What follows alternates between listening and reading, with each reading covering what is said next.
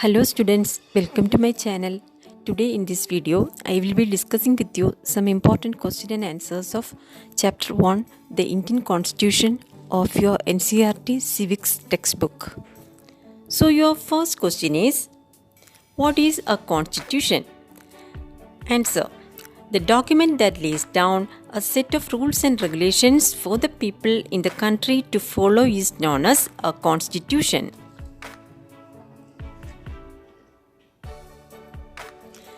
Second question, why does a democratic country need a constitution? Answer, a democratic country need a constitution because it lays out certain ideals that form the basis of the kind of country that we as citizens aspire to live in. It tells us what the fundamental nature of our society is.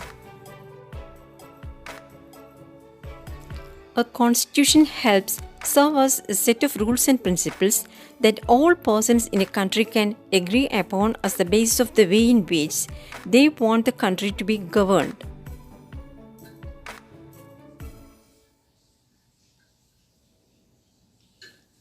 Third question, why do you think Nepal needs a new constitution today?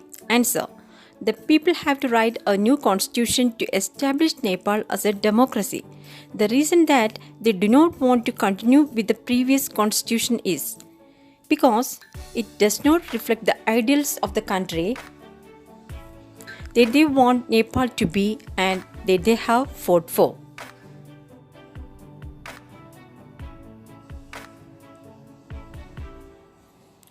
Fourth question, what would happen if there were no restrictions on the power of elected representatives?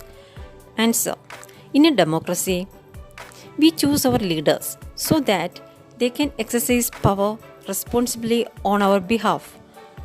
However, there is always the possibility that these leaders might misuse their authority, and the Constitution usually provides safeguards against this.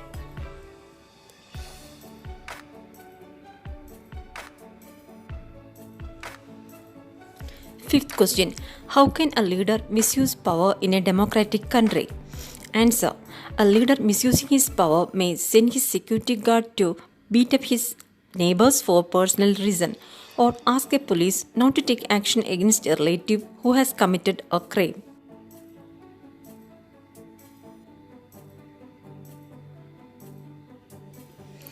Sixth question, how does Indian Constitution safeguard the minorities of the country? Answer, Constitution place in a democracy is to ensure that a dominant group does not use its power against other, less powerful people or groups.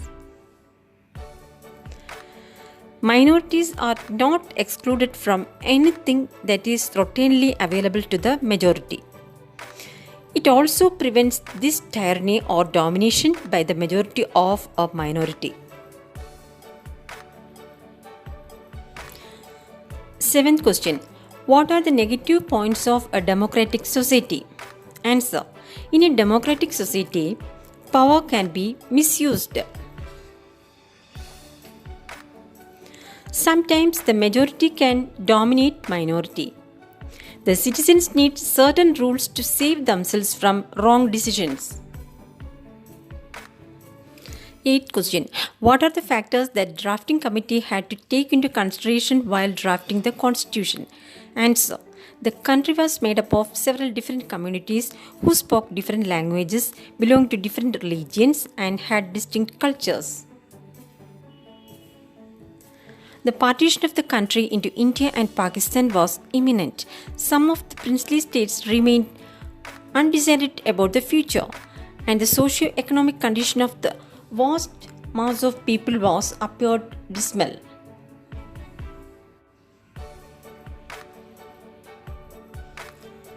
Ninth question, who is known as the father of the Indian Constitution?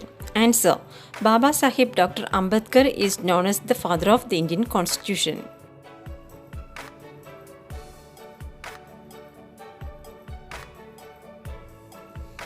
Tenth question, write a brief note on making of Indian Constitution. Answer, in 1934, the Indian National Congress made the demand for a Constituent Assembly. This was done not by one person but by a group of around 300 people who became members of the Constituent Assembly in 1946 and who met periodically for the next 3 years to write India's constitution. Baba Sahib Dr. Ambedkar is known as the father of the Indian Constitution as he was the chairman of it.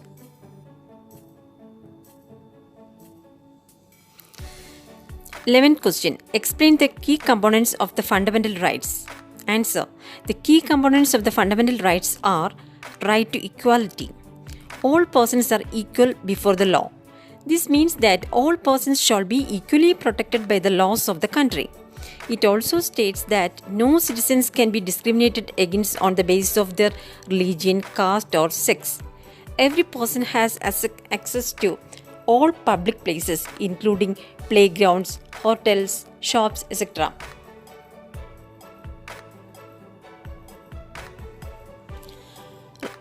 Right to freedom.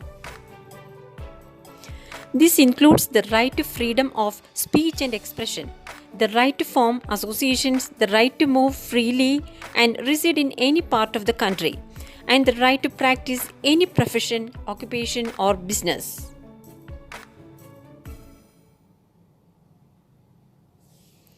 Right against exploitation. The Constitution prohibits human trafficking, forced labor, and employment of children under 14 years of age. Right to freedom of religion. Religious freedom is provided to all citizens. Every person has the right to practice, profess, and propagate the religion of their choice. Cultural and educational rights.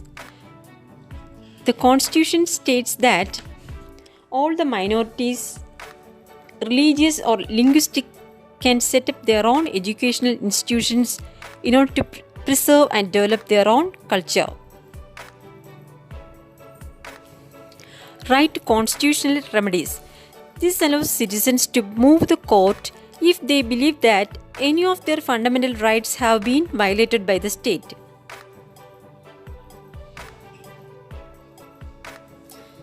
Twelfth question. Define fundamental rights. Answer. The section on fundamental rights has often been referred to as the conscience of the Indian Constitution.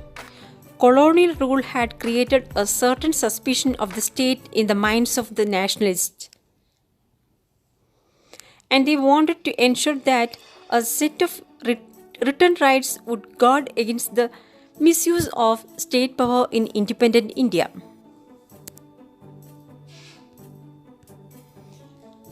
Fundamental rights therefore protect citizens against the arbitrary and absolute exercise of power by the state.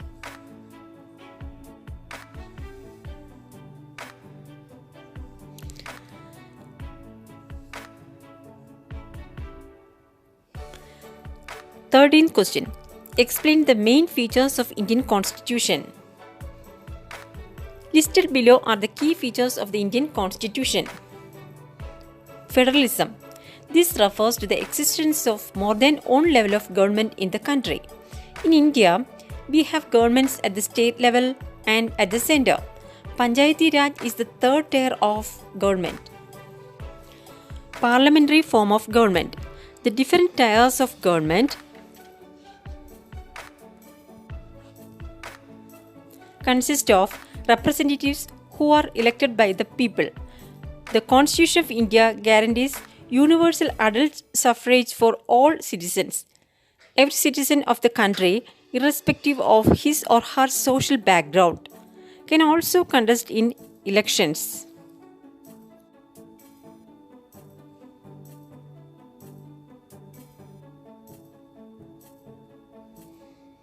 Separation of powers. According to the Constitution, there are three organs of government. They are the legislature, the executive, and the judiciary. The legislature refers to our elected representatives. The executive is a smaller group of people who are responsible for implementing laws and running the government.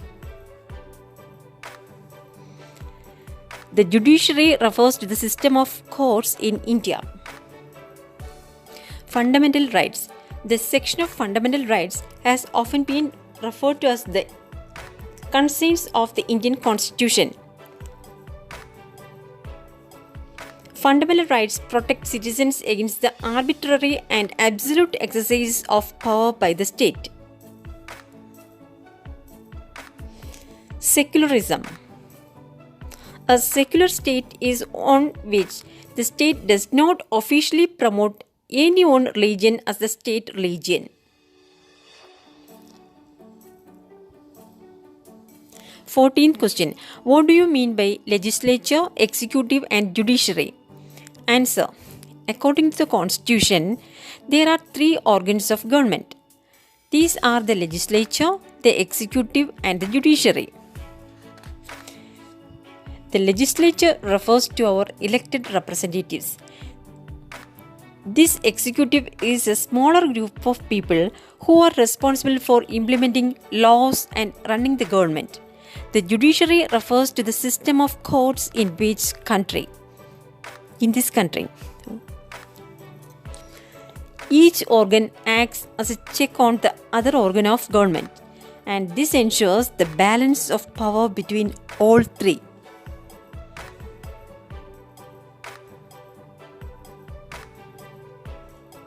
Hordes.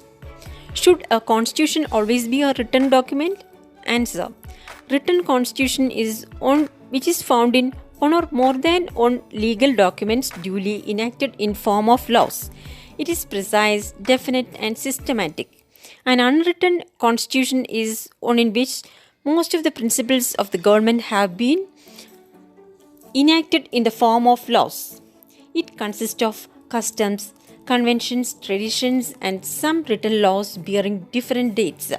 It is unsystematic, indefinite and unprecise.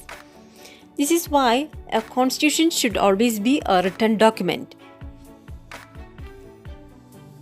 Thank you for watching my video. Please subscribe and press the bell icon. And don't forget to like, comment and share on my video. Bye.